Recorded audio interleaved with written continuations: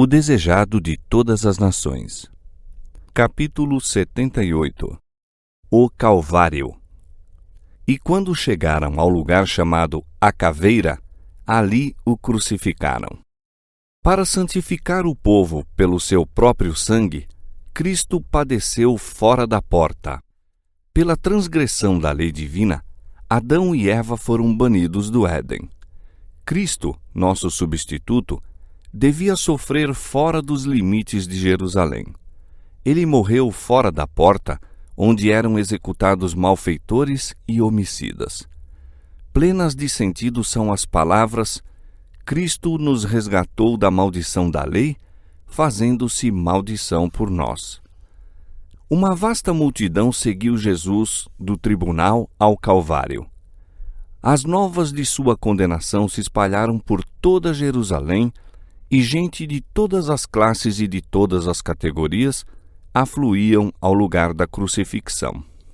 Os sacerdotes e principais haviam se comprometido, caso Jesus lhes fosse entregue, a não molestar seus seguidores.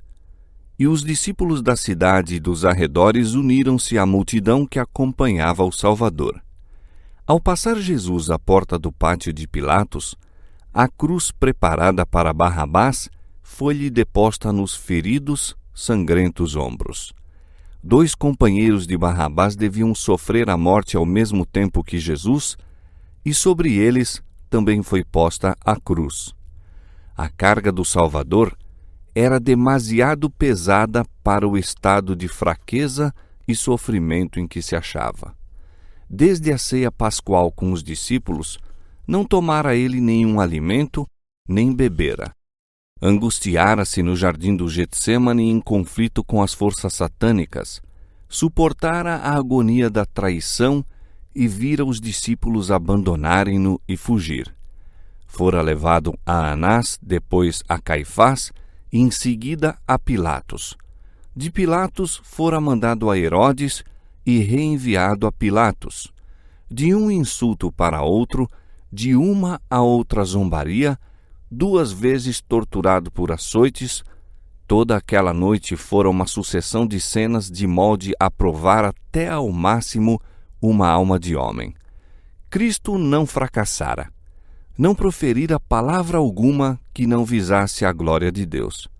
Através de toda a ignominiosa farsa de julgamento, portara-se com firmeza e dignidade. Mas quando após ser açoitado pela 2ª vez, a cruz lhe foi posta sobre os ombros, a natureza humana não mais podia suportar. Caiu desmaiado sob o fardo. A multidão que seguia o Salvador viu seus fracos, vacilantes passos, mas não manifestou compaixão. Apuraram-no e injuriaram-no por não poder conduzir a pesada cruz. De novo lhe foi posto em cima o fardo e outra vez caiu desmaiado por terra. Viram os perseguidores que lhe era impossível levar mais adiante aquele peso. Não sabiam onde encontrar alguém que quisesse transportar a humilhante carga. Os próprios judeus não o podiam fazer, pois a contaminação os impediria de observar a Páscoa. Ninguém, mesmo dentre a turba que o acompanhava, quereria rebaixar-se e carregar a cruz. Por essa ocasião, um estranho, Simão, Cirineu, chegando do campo, encontrara-se com o cortejo. Ouve as chufas e os baixos ditos da turba, ouve as palavras desdenhosamente repetidas: abri caminho para o rei dos judeus. Detém-se espantado com a cena, e ao exprimir ele compaixão, agarram-no e lhe põem nos ombros a cruz. Simão ouvira falar de Jesus. Seus filhos criam no Salvador, mas ele próprio não era discípulo. O conduzir a cruz ao Calvário foi-lhe uma bênção e posteriormente mostrou-se sempre grato por essa providência. Isso o levou a tomar sobre si a cruz de Cristo por sua própria escolha, suportando-lhe sempre animosamente o peso. Não poucas mulheres, se achavam na multidão que segue à sua morte cruel aquele que não foi condenado. Sua atenção fixa-se em Jesus. Algumas o tinham visto antes, outras lhe levaram doentes e sofredores, outras ainda foram elas mesmas curadas por ele. Relata-se então a história das cenas que ocorreram. Elas se admiram do ódio da turba para com aquele por quem o coração se lhes comove quase a ponto de partir-se. E não obstante a ação da enfurecida massa e as coléricas palavras dos sacerdotes e principais, essas mulheres exprimem o compassivo interesse que as possui. Ao cair Jesus desfalecido sob a cruz, irrompem em lamentoso pranto. Foi isso unicamente que atraiu a atenção de Cristo. Embora em meio de tanto sofrimento, enquanto suportava os pecados do mundo, não era indiferente à expressão de dor. Com terna simpatia contemplou essas mulheres. Não eram crentes nele. Sabia que não o estavam lamentando como um enviado de Deus, mas movidas por sentimentos de piedade humana. Não lhes desprezava a simpatia, mas esta lhe despertou no coração outra, mais profunda ainda, para com elas mesmas. Filhas de Jerusalém, disse ele, não choreis por mim, mas chorai antes por vós mesmas e por vossos filhos. Do espetáculo que tinha diante de si, alongou Jesus o olhar ao tempo da destruição de Jerusalém. Naquela terrível cena, muitas das que estavam chorando agora por ele haveriam de perecer com seus filhos. Da queda de Jerusalém passaram os pensamentos de Jesus a um mais amplo juízo. Na destruição da impenitente cidade, viu ele um símbolo da final destruição a sobrevir ao mundo. Disse: então começarão a dizer aos montes: caí sobre nós, e aos outeiros: cobri-nos. Porque se ao madeiro verde fazem isto, que se fará ao seco? Pelo madeiro verde, Jesus se representava a si mesmo o inocente Redentor. Deus permitiu que sua ira contra a transgressão caísse sobre seu amado Filho. Devia ser crucificado pelos pecados dos homens. Que sofrimento, então, havia de suportar o pecador que continuasse na transgressão? Todos os impenitentes e incrédulos teriam de conhecer uma dor e miséria que a língua é impotente para exprimir. Da multidão que acompanhava o Salvador ao Calvário, muitos o haviam seguido com jubilosos hosanas e agitando palmas, enquanto marchava triunfalmente para Jerusalém. Mas não poucos dos que então lhe entoaram louvores, porque era popular assim fazer, avolumavam agora o clamor: crucifica-o! Crucifica-o! Quando Jesus cavalgava o jumento em direção de Jerusalém, as esperanças dos discípulos subiram ao mais alto grau. Tinham-se-lhe aglomerado em torno, sentindo ser elevada honra estar ligados a ele. Agora, em sua humilhação, seguiam-no à distância. Estavam possuídos de pesar e curvados ante o malogro de suas esperanças. Como se verificavam as palavras de Cristo: todos vós esta noite vos escandalizareis em mim, porque está escrito: ferirei o pastor e as ovelhas do rebanho se dispersarão.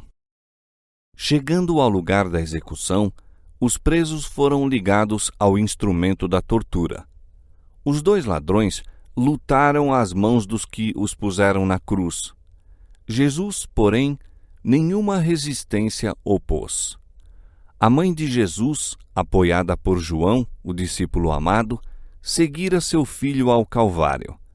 Vira-o desmaiar sob o peso do madeiro e anelara suster com a mão aquela cabeça ferida, banhar aquela fronte que um dia se lhe reclinara no seio. Não lhe era, no entanto, concedido esse triste privilégio. Ela, como os discípulos, acalentava ainda a esperança de que Jesus manifestasse seu poder e se livrasse dos inimigos. Mais uma vez seu coração desfaleceria ao evocar as palavras em que lhe haviam sido preditas as próprias cenas que se estavam desenrolando então. Enquanto os ladrões eram amarrados à cruz, ela observara em angustiosa suspensão. Haveria de aquele que dera vida aos mortos sofrer o ser ele próprio crucificado? Suportaria o Filho de Deus o ser tão cruelmente morto? Deveria ela renunciar à sua fé de que Jesus era o Messias? Deveria testemunhar-lhe a vergonha e a dor sem ter sequer o consolo de servi-lo em sua aflição? Viu-lhe as mãos estendidas sobre a cruz.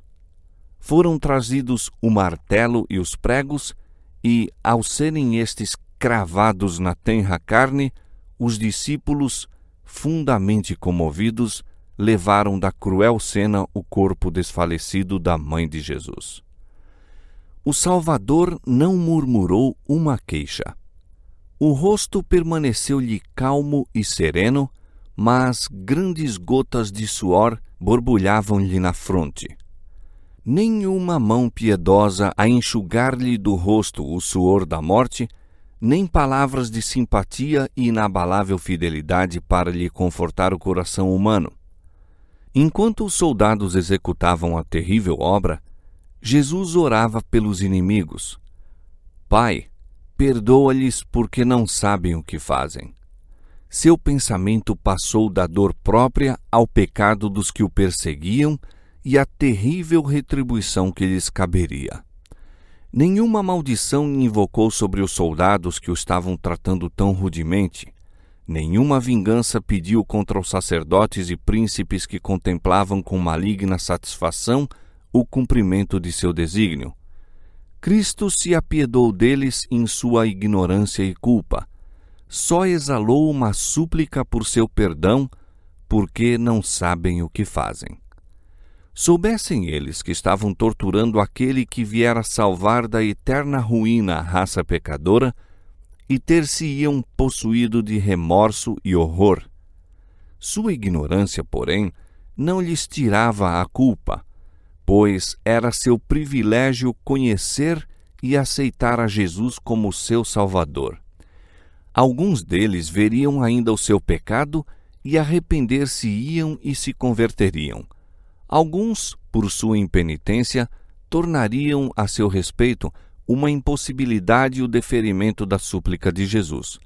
Todavia, assim mesmo, o desígnio de Deus tinha seu cumprimento. Jesus estava adquirindo o direito de se tornar o advogado dos homens na presença do Pai. Aquela oração de Cristo por seus inimigos abrangia o mundo inteiro. Envolvia todo pecador que já vivera ou viria ainda a viver desde o começo do mundo até ao fim dos séculos. Pesa sobre todos a culpa de crucificar o Filho de Deus. A todos é gratuitamente oferecido o perdão. Quem quiser pode ter paz com Deus e herdar a vida eterna. Assim que Jesus foi pregado à cruz, ergueram-na homens vigorosos, sendo com grande violência atirada dentro do lugar para ela preparado. Isso produziu a mais intensa agonia ao Filho de Deus. Pilatos escreveu então uma inscrição em hebraico, grego e latim, colocando-a no madeiro por sobre a cabeça de Jesus. Rezava: Jesus Nazareno, Rei dos Judeus. Essa inscrição irritou os judeus. Haviam gritado no pátio de Pilatos: crucifica-o! Não temos rei senão o César. Tinham declarado que quem quer que reconhecesse outro rei era traidor. Pilatos escreveu o sentimento que haviam expresso. Nenhuma ofensa era mencionada, a não ser que Jesus era rei dos judeus. A inscrição era um virtual reconhecimento da fidelidade dos judeus ao poder romano. Declarava que qualquer que pretendesse ser rei de Israel seria por eles julgado digno de morte. Os sacerdotes se haviam enganado a si mesmos. Quando estavam tramando a morte de Cristo, Caifás declarara conveniente que um homem morresse pela nação. Agora se revelava sua hipocrisia. A fim de eliminar a Cristo, prontificaram-se a sacrificar a própria existência nacional. Os sacerdotes viram o que tinham feito e pediram a Pilatos que mudasse a inscrição. Disseram: Não escrevas Rei dos Judeus, mas que ele disse: Sou o Rei dos Judeus. Mas Pilatos estava indignado contra si mesmo por causa de sua anterior fraqueza e desprezou inteiramente os invejosos e astutos sacerdotes e príncipes.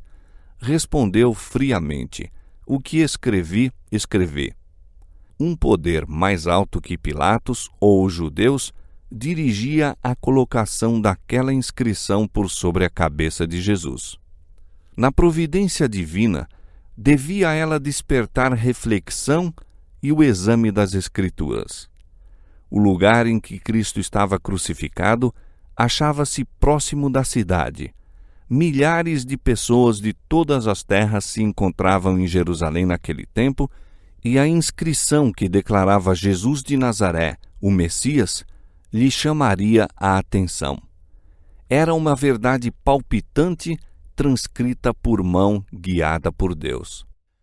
Nos sofrimentos de Cristo sobre a cruz, cumpriu-se a profecia. Séculos antes da crucifixão, predissera o Salvador o tratamento que havia de receber. Dissera: Pois me rodearam cães, o ajuntamento de malfeitores me cercou, transpassaram-me as mãos e os pés. Poderia contar todos os meus ossos. Eles me veem e me contemplam. Repartem entre si os meus vestidos e lançam sortes sobre a minha túnica.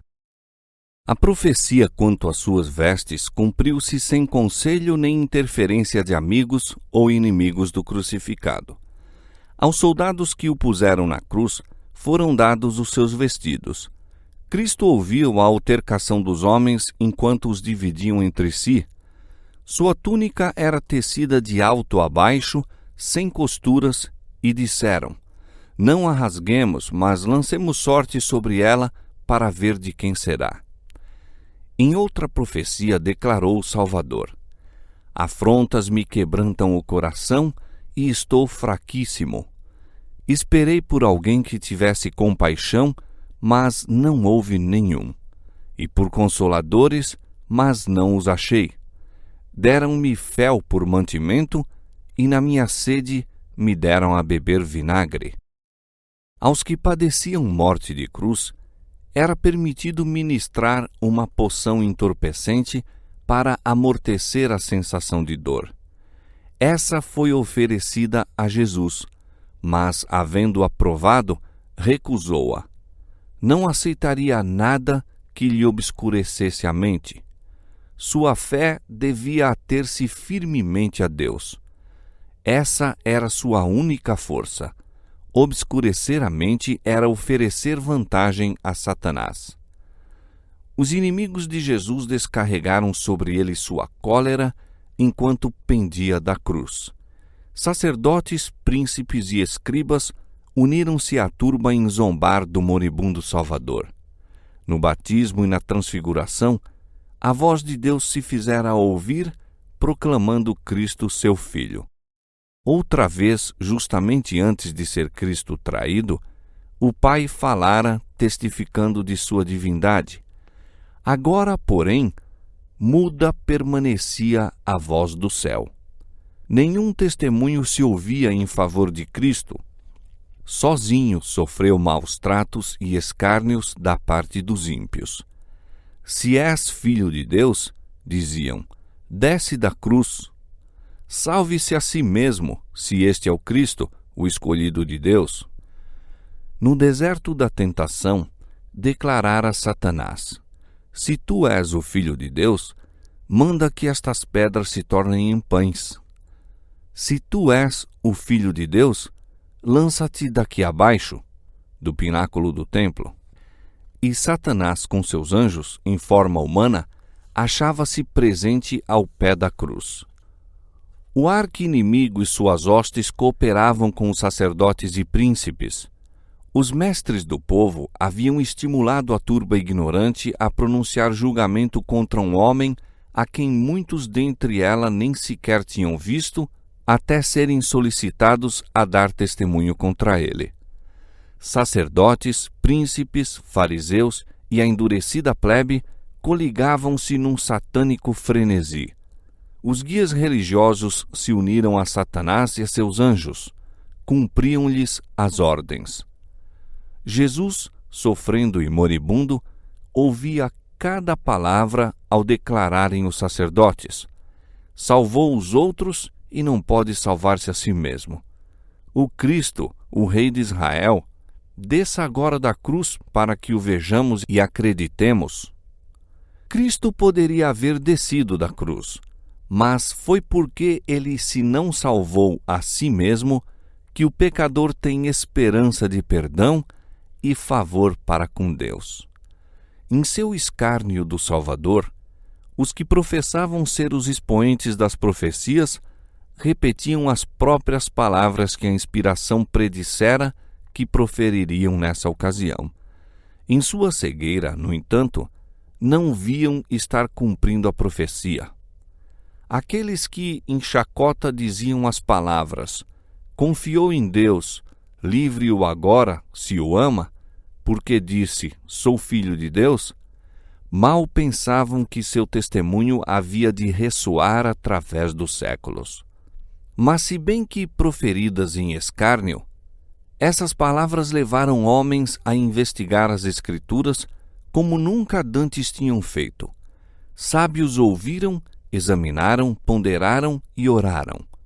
Alguns houve que não descansaram enquanto não viram, comparando texto com texto, o sentido da missão de Cristo. Nunca houvera, anteriormente, tão geral conhecimento de Jesus como quando ele pendia do madeiro.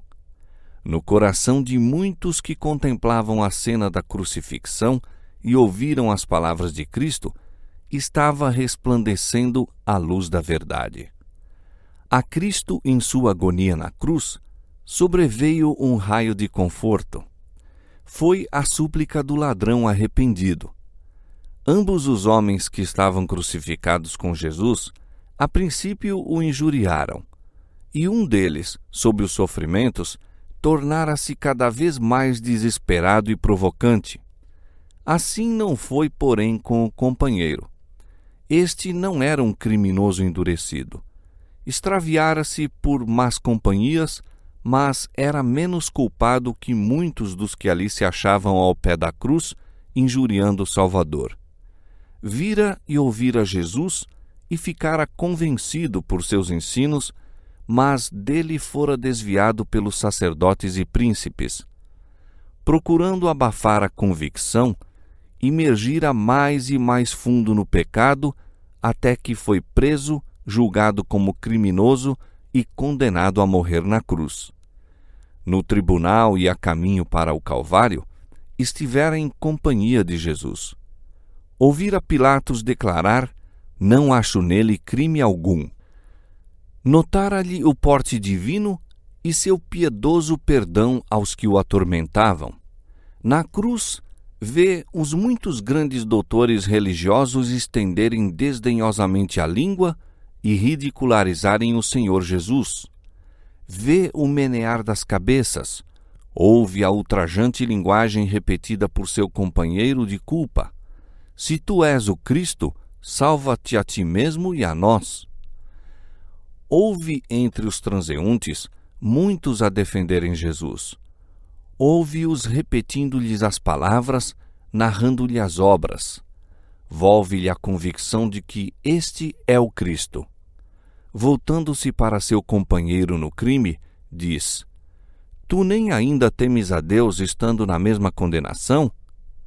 Os ladrões moribundos não mais têm a temer os homens, mas um deles é assaltado pela convicção de que há um Deus a temer, um futuro a fazê-lo tremer. E agora, todo poluído pelo pecado como se acha, a história de sua vida está a findar. E nós, na verdade, com justiça, geme ele, porque recebemos o que nossos feitos mereciam, mas este nenhum mal fez. Não há questão agora, não há dúvidas nem censuras também. Quando condenado por seu crime, o ladrão ficara possuído de desânimo e desespero. Mas pensamentos estranhos, ternos, surgem agora. Evoca tudo quanto ouvira de Jesus, como ele curara os doentes e perdoara os pecados. Ouvira as palavras do que nele criam e o seguiram em pranto. Vira e lera o título por sobre a cabeça do Salvador. Ouvira-o repetido pelos que passavam, alguns com lábios tristes e trêmulos, outros com gracejos e zombarias. O Espírito Santo ilumina-lhe a mente e, pouco a pouco, se liga à cadeia das provas. Em Jesus ferido, zombado e pendente da cruz, vê o Cordeiro de Deus que tira o pecado do mundo. Num misto de esperança e de agonia em sua voz, a desamparada, moribunda alma atira-se sobre o agonizante Salvador. Senhor, lembra-te de mim quando vieres no teu reino. A resposta veio pronta, suave e melodioso o acento, cheias de amor, de compaixão e de poder, as palavras: na verdade te digo hoje que serás comigo no paraíso.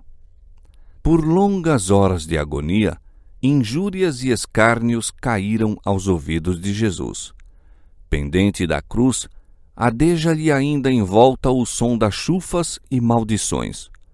Coração anelante, estivera atento a ver se ouvia alguma expressão de fé da parte dos discípulos. E ouvira apenas as lamentosas palavras: nós esperávamos que fosse ele o que remisse a Israel. Quão grata foi, pois, ao Salvador a declaração de fé e amor do ladrão prestes a morrer. Enquanto os dirigentes judeus negam a Jesus e seus próprios discípulos duvidam de sua divindade, o pobre ladrão, no limiar da eternidade, lhe chama Senhor. Muitos estavam dispostos a chamá-lo Senhor quando operava milagres e depois de haver ressurgido do sepulcro. Ninguém, no entanto, o reconheceu enquanto moribundo pendia da cruz, a não ser o ladrão arrependido, salvo à hora 1/10. Os espectadores ouviram as palavras do ladrão quando chamou Senhor a Jesus. O tom do arrependido despertou-lhes a atenção. Aqueles que, ao pé da cruz, questionaram pelas vestes de Cristo e lançaram sorte sobre a túnica, pararam para escutar. Emudeceram as vozes iradas. Com a respiração suspensa, olhavam para Cristo e esperaram a resposta daqueles lábios já quase sem vida. Ao proferir ele as palavras de promessa, brilhante e vívido clarão penetrou a escura nuvem que parecia envolver a cruz. Ao ladrão contrito sobreveio a perfeita paz da aceitação de Deus. Em sua humilhação, era Cristo glorificado. Aquele que, a todos os outros olhos, parecia vencido, era o vencedor. Foi reconhecido como o que leva os pecados. Os homens podem exercer poder sobre seu corpo humano. Podem lhe ferir as santas fontes com a coroa de espinhos. Podem despojá-lo das vestes e contender sobre a divisão das mesmas. Não o podem, porém, privar do poder de perdoar pecados. Morrendo, dá testemunho em favor de sua divindade e da glória do Pai. Seu ouvido não está agravado para que não possa ouvir, nem sua mão encurtada para não poder salvar. É seu direito salvar perfeitamente a todos quantos se chegam a Deus por ele. Na verdade te digo hoje que serás comigo no paraíso. Cristo não prometeu que o ladrão estaria com ele no paraíso naquele dia. Ele próprio não foi naquele dia para o paraíso. Dormiu no sepulcro e na manhã da ressurreição disse: ainda não subi para meu Pai. Mas no dia da crucifixão, o dia da aparente derrota e treva, foi feita a promessa. Hoje, enquanto morria na cruz como malfeitor, Cristo dava ao pobre pecador a certeza: tu estarás comigo no paraíso. Os ladrões crucificados com Jesus foram colocados um de cada lado e Jesus no meio. Isso foi feito por instrução dos sacerdotes e principais. A posição de Cristo entre os ladrões indicava ser ele o maior criminoso dos três.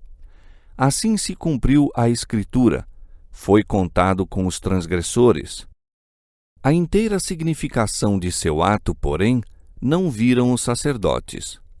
Como Jesus crucificado com os ladrões foi posto no meio, assim foi sua cruz colocada no meio de um mundo a perecer no pecado.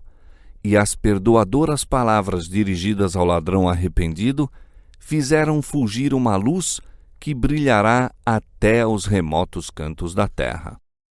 Com espanto contemplavam os anjos o infinito amor de Jesus, que, sofrendo a mais intensa agonia física e mental, pensava apenas nos outros e animava a arrependida alma a crer. Em sua humilhação, dirigira-se como profeta às filhas de Jerusalém. Como sacerdote e advogado, intercedera com o Pai pelo perdão de seus assassinos. Como amorável Salvador, perdoara os pecados do arrependido ladrão. Enquanto o olhar de Jesus vagueava pela multidão que o cercava, uma figura lhe prendeu a atenção. Ao pé da cruz se achava sua mãe, apoiada pelo discípulo João. Ela não podia suportar permanecer longe de seu filho, e João, sabendo que o fim se aproximava, trouxera-a de novo para perto da cruz. Na hora de sua morte, Cristo lembrou-se de sua mãe. Olhando-lhe o rosto abatido pela dor, e depois a João, disse dirigindo-se a ela: Mulher, eis aí o teu filho. E depois a João: eis aí tua mãe. João entendeu as palavras de Cristo e aceitou o encargo. Levou imediatamente Maria para sua casa e daquela hora em diante dela cuidou ternamente. Ó piedoso, amorável Salvador! Por entre toda a sua dor física e mental angústia, teve solícito cuidado para com sua mãe. Não possuía dinheiro com que lhe provesse o conforto, achava-se, porém, entronizado na alma de João e entregou-lhe sua mãe como precioso legado. Assim providenciou para ela aquilo de que mais necessitava, a eterna simpatia de alguém que a amava porque ela amava Jesus. E acolhendo-a como santo legado, estava João recebendo grande bênção. Ela lhe era uma contínua recordação de seu querido mestre. O perfeito exemplo do amor filial de Cristo resplandece com um não esmaecido fulgor por entre a neblina dos séculos. Durante cerca de 30 anos, Jesus, por sua labuta diária, ajudara nas responsabilidades domésticas. E agora, mesmo em sua derradeira agonia, se lembra de providenciar em favor de sua mãe viúva e aflita. O mesmo Espírito se manifestará em todo discípulo de Nosso Senhor. Os que seguem a Cristo sentirão ser uma parte de sua religião, respeitar os pais e prover-lhes as necessidades. O pai e a mãe nunca deixarão de receber, do coração em que se abriga o amor de Cristo, solícito cuidado e terna simpatia. E agora estava a morrer o Senhor da glória, o resgate da raça. Entregando a preciosa vida, não foi Cristo sustido por triunfante alegria. Tudo eram opressivas sombras. Não era o temor da morte que o oprimia, nem a dor e a ignomínia da cruz que lhe causavam a inexprimível angústia. Cristo foi o príncipe dos sofredores, mas seu sofrimento provinha do senso da malignidade do pecado, o conhecimento de que, mediante a familiaridade com o mal, o homem se tornara cego à enormidade do mesmo. Cristo viu quão profundo é o domínio do pecado no coração humano, quão poucos estariam dispostos a romper com seu poder. Sabia que, sem o auxílio divino, a humanidade devia perecer e via multidões perecerem ao alcance do abundante auxílio. Sobre Cristo como nosso substituto e penhor, foi posta a iniquidade de nós todos. Foi contado como transgressor, a fim de que nos redimisse da condenação da lei. A culpa de todo descendente de Adão pesava-lhe sobre a alma. A ira de Deus contra o pecado, a terrível manifestação de seu desagrado por causa da iniquidade, encheram de consternação a alma de seu filho. Toda a sua vida anunciara Cristo ao mundo caído as boas novas da misericórdia do Pai, de seu amor cheio de perdão. A salvação para o maior pecador fora seu tema, mas agora, com o terrível peso de culpas que carrega, não pode ver a face reconciliadora do Pai. O afastamento do semblante divino, do Salvador, nessa hora de suprema angústia, penetrou-lhe o coração com uma dor que nunca poderá ser bem compreendida pelo homem. Tão grande era essa agonia que ele mal sentia a dor física. Satanás torturava com cruéis tentações o coração de Jesus. O Salvador não podia enxergar para além dos portais do sepulcro. A esperança não lhe apresentava sua saída da sepultura como vencedor, nem lhe falava da aceitação do sacrifício por parte do Pai. Temia que o pecado fosse tão ofensivo a Deus que sua separação houvesse de ser eterna. Cristo sentiu a angústia que há de experimentar o pecador quando não mais a misericórdia interceder pela raça culpada. Foi o sentimento do pecado, trazendo a ira divina sobre ele, como o substituto do homem, que tão amargo tornou o cálice que sorveu e quebrantou o coração do Filho de Deus. Com assombro presenciaram os anjos a desesperada agonia do Salvador. As hostes do céu velaram o rosto do terrível espetáculo. A inanimada natureza exprimiu sua simpatia para com seu insultado e moribundo autor. O sol recusou contemplar a espantosa cena. Seus raios plenos, brilhantes, iluminavam a terra ao meio-dia, quando, de súbito, pareceu apagar-se. Completa escuridão, qual um sudário, envolveu a cruz. Houve trevas em toda a terra até a hora nona. Não houve eclipse ou outra qualquer causa natural para essa escuridão, tão espessa como a da meia-noite sem luar nem estrelas. Foi miraculoso testemunho dado por Deus para que se pudesse confirmar a fé das vindouras gerações. Naquela densa treva ocultava-se a presença de Deus. Ele faz da treva o seu pavilhão e esconde sua glória dos olhos humanos. Deus e seus santos anjos estavam ao pé da cruz. O Pai estava com o Filho. Sua presença, no entanto, não foi revelada. Houvesse sua glória irrompido da nuvem, e todo espectador humano teria sido morto. E naquela tremenda hora, não devia Cristo ser confortado com a presença do Pai. Pisou sozinho o lagar, e dos povos nenhum havia com ele.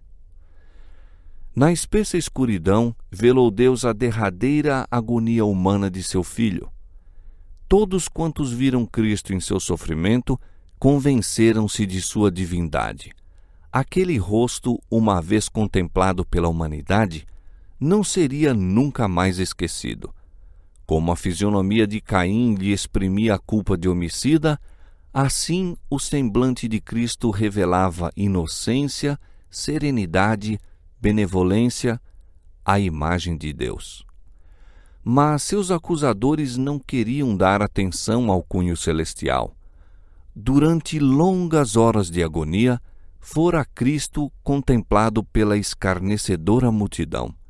Agora ocultou misteriosamente o manto divino. Parecia haver baixado sobre o Calvário um silêncio sepulcral. Inominável terror apoderou-se da multidão que circundava a cruz. As maldições e injúrias cessaram a meio das frases iniciadas. Homens, mulheres e crianças caíram prostrados por terra. De quando em quando, irradiavam da nuvem vívidos clarões, mostrando a cruz e o crucificado Redentor. Sacerdotes, príncipes, escribas, executores, bem como a turba, todos pensavam haver chegado o momento de sua retribuição. Depois de algum tempo, murmuravam alguns que Jesus desceria agora da cruz. Tentavam outros, às apalpadelas, achar o caminho de volta para a cidade, batendo no peito e lamentando de temor. À hora nona, ergueu-se a treva de sobre o povo, mas continuou a envolver o Salvador. Era um símbolo da agonia e do horror que pesavam sobre o coração dele.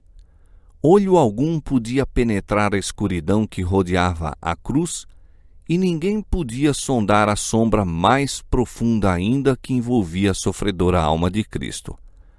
Os furiosos relâmpagos pareciam dirigidos contra ele ali pendente da cruz. Então Jesus clamou com grande voz: Eli, Eli, lama sabachthani, que traduzindo é: Deus meu, por que me desamparaste? Ao baixarem sobre o Salvador as trevas exteriores, muitas vozes exclamaram: A vingança do céu está sobre ele. Os raios da ira divina são contra ele lançados, porque pretendeu ser filho de Deus. Muitos dos que nele criam ouviram-lhe o desesperado grito, e abandonou-os a esperança. Se Deus desamparara a Jesus, em quem podiam confiar seus seguidores? Quando as trevas se ergueram do opresso Espírito de Cristo, reavivou-se-lhe o sentido do sofrimento físico e disse: Tenho sede. Um dos soldados romanos, tocado de piedade, ao contemplar os lábios ressequidos, tomou uma esponja numa haste de isopo e, imergindo-a numa vasilha de vinagre, ofereceu-a a Jesus. Mas os sacerdotes zombavam-lhe da agonia. Enquanto as trevas cobriam a terra, encheram-se de temor.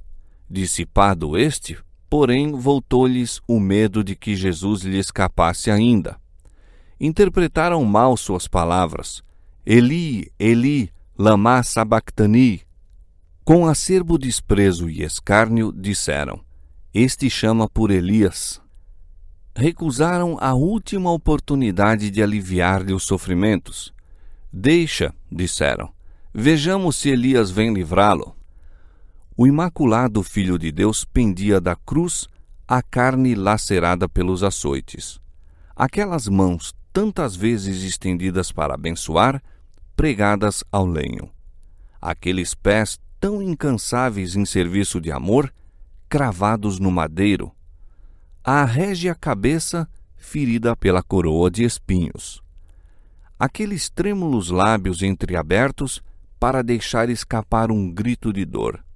E tudo quanto sofreu, as gotas de sangue a lhe correr da fronte, das mãos e dos pés, a agonia que lhe atormentou o corpo e a indizível angústia que lhe encheu a alma ao ocultar-se dele a face do Pai, tudo fala a cada filho da família humana, declarando: É por ti que o Filho de Deus consente em carregar esse fardo de culpa? Por ti, ele destrói o domínio da morte e abre as portas do paraíso. Aquele que impôs calma às ondas revoltas e caminhou por sobre as espumejantes vagas, que fez tremerem os demônios e fugir a doença, que abriu os olhos cegos e chamou os mortos à vida, ofereceu-se a si mesmo na cruz em sacrifício, e tudo isso por amor de ti. Ele, o que leva sobre si os pecados, sofre a ira da justiça divina e torna a si mesmo pecado por amor de ti. Silenciosos, aguardavam os espectadores o fim da terrível cena. O sol saíra, mas a cruz continuava circundada de trevas.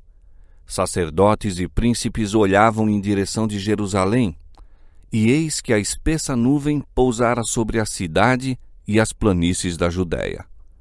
O sol da justiça, a luz do mundo, retirava seus raios da outrora favorecida cidade de Jerusalém. Os terríveis relâmpagos da ira divina dirigiam-se contra a malfadada cidade. De repente, ergueu-se de sobre a cruz a sombra, e em tons claros, como de trombeta, tons que pareciam ressoar por toda a criação, bradou Jesus: Está consumado. Pai, nas tuas mãos entrego o meu espírito.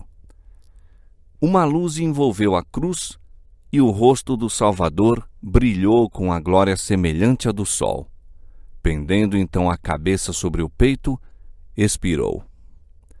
Em meio da horrível escuridão, aparentemente abandonado por Deus, sorvera Cristo as derradeiras fezes da taça da miséria humana. Durante aquelas horas pavorosas, apoiara-se às provas que anteriormente lhe haviam sido dadas quanto à aceitação de seu Pai. Estava familiarizado com o caráter de Deus. Compreendia-lhe a justiça, a misericórdia e o grande amor. Descansava pela fé naquele a quem se deleitara sempre em obedecer. E à medida que a submissão se confiava a Deus, o sentimento da perda do favor do Pai se desvanecia. Pela fé saiu Cristo vitorioso. Jamais testemunhara a terra uma cena assim. A multidão quedava paralisada e, respiração suspensa, fitava o Salvador. Baixaram novamente as trevas sobre a terra, e um surdo ruído, como de forte trovão, se fez ouvir. Seguiu-se violento terremoto. As pessoas foram atiradas umas sobre as outras, amontoadamente. Estabeleceu-se a mais completa desordem e consternação. Partiram-se ao meio os rochedos nas montanhas vizinhas, rolando fragorosamente para as planícies. Fenderam-se sepulcros, sendo os mortos atirados para fora das covas. Dir-se-ia estar a criação desfazendo-se em átomos. Sacerdotes, príncipes, soldados, executores e povo, mudos de terror, jaziam prostrados por terra. Ao irromper dos lábios de Cristo o grande brado "Está consumado", oficiavam os sacerdotes no templo. Era a hora do sacrifício da tarde. O cordeiro que representava Cristo fora levado para ser morto. Trajando o significativo e belo vestuário, estava o sacerdote com o cutelo erguido, qual Abraão quando prestes a matar o filho. Vivamente interessado, o povo acompanhava a cena.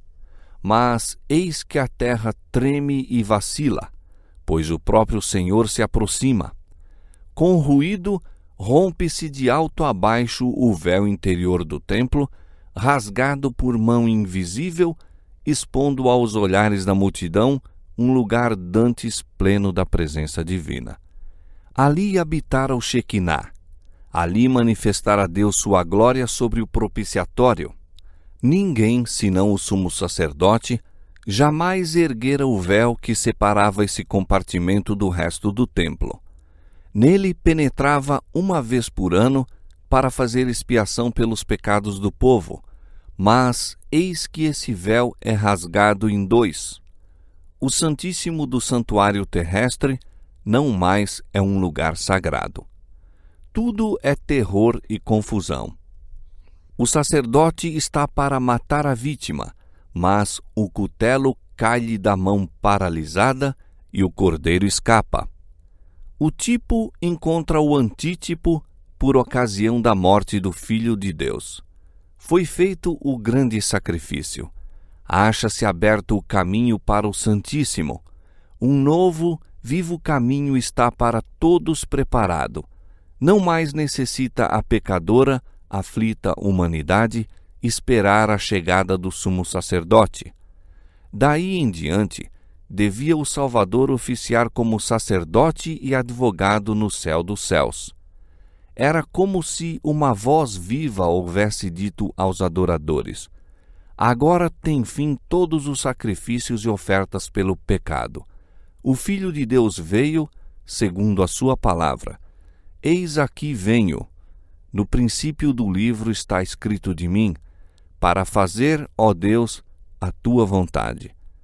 Por seu próprio sangue, entrou uma vez no santuário, havendo efetuado uma eterna redenção.